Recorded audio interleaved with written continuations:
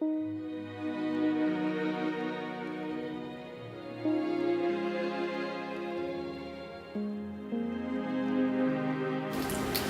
my name is Dr. Daphne Lashbrook, and I'd like to cover a few things that you should expect during your prenatal care with our office. Every woman is excited about her pregnancy and about the prospect of having prenatal care and prenatal visits. Your visits are an exciting time where you get to learn about your pregnancy and make sure everything is going okay with your pregnancy. When you first become pregnant, we ask you to call our office and let us know. With that initial information, we will give you some paperwork to fill out that will give us just basic information about your health history and any possible things we need to be concerned about with your pregnancy. Initially, we'll also have you speak with our billing department. That's so we can look at your insurance and let you know up front what your insurance benefits are and what our costs are so that we can limit any financial surprises later in the pregnancy. Your first visit within our office will be scheduled between 8 and 10 weeks, where usually you will see a nurse. This is a long visit where we do lots of paperwork and get all the information we can about you and your pregnancy. We'll also give you lots of counseling and information and answer all your questions to help you be more informed during the pregnancy. Your first visit with your provider will include a full physical exam. This will include a pap smear and genital cultures. When you see the nurse, she will give you a lab slip to order blood work, and there's a lot of routine lab work we do with every pregnancy. There are a few lab tests that are optional, and we will discuss these with you in depth, but let me review those quickly. The first one is a lab test for an HIV. Although we rarely find HIV in pregnant women, it's something important to test for. The reason is if we ever found a woman with HIV, we could greatly decrease the chance that she would transmit the disease to her baby by treating her during the pregnancy. So it's a test that we do recommend that you have done with every pregnancy, just to be safe.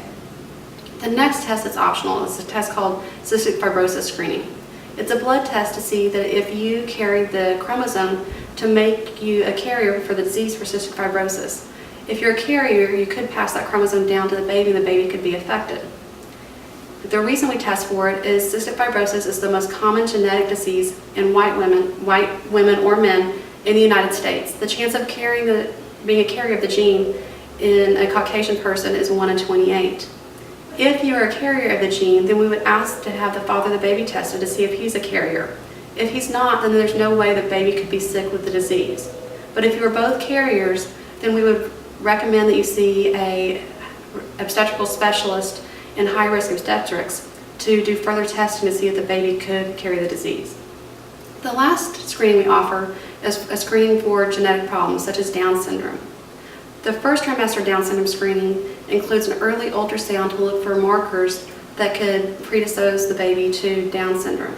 It also includes a blood test to see if the baby's at increased risk. The second trimester test for Down syndrome is called a quad screen, and that's a blood test. That test looks at 3 different genetic things: Down syndrome, trisomy 18, where babies usually don't live, or spina bifida, where the spine doesn't close correctly. The first and second trimester testing gives you an odds ratio of whether your baby could have the disease. It doesn't tell you yes or no whether it's present. If you were shown to have an increased risk of one of these genetic diseases, we would then again refer you to a high-risk obstetrical specialist for further counseling and possibly invasive testing with an amniocentesis that would tell you definitively whether the baby had the disease or not. During the first 2 trimesters, your prenatal visits will occur at 4-week intervals, as long as everything's going okay. In the 3rd trimester, beginning at 28 weeks, we'll start your prenatal visits to occur every 2 weeks. And at the very end of your pregnancy, you'll be seen weekly. You will have blood work again around 28 weeks that is routine lab work, checking for your blood count and diabetes testing. The last routine lab work that you have done is a genital culture that we do at 35 weeks, testing for Group B strep. Group B strep is a normal bacteria. It's commonly present in about 30% of women at any one time. It's present in the vagina or the GI tract, and it comes and goes, so we check with every pregnancy.